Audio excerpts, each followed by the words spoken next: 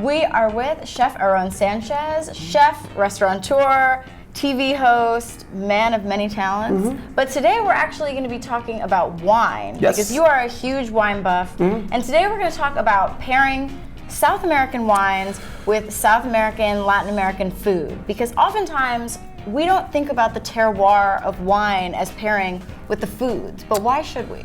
Yes, exactly. Well, I think the idea of food and the different sort of spice cupboard and palette of great Latin American food should also reflect in the wine.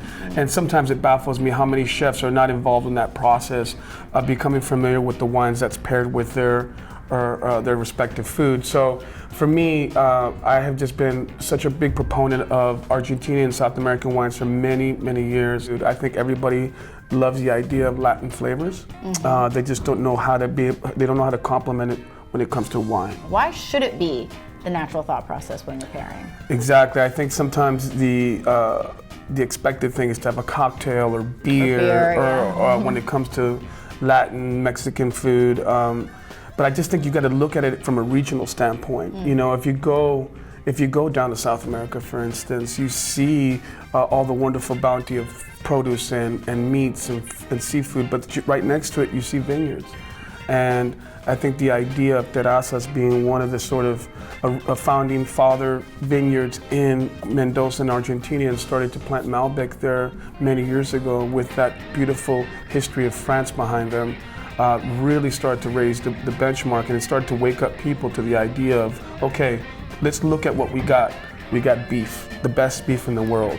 What goes great with beef? Malbec.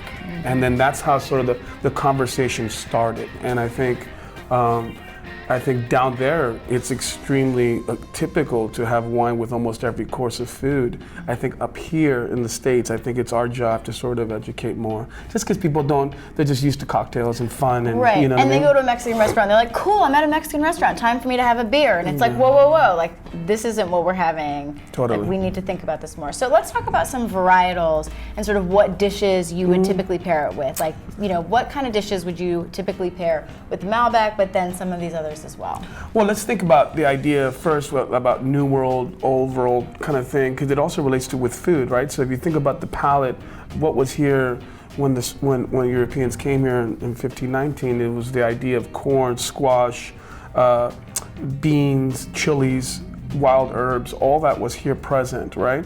So then the idea of cultivating beef started to really sort of take shape. So you want flavors with wine that sort of complement or enhance the food that was already here, right? So in that case, when it comes to my food or Latin food, I like to start with something that's very tropical and lush.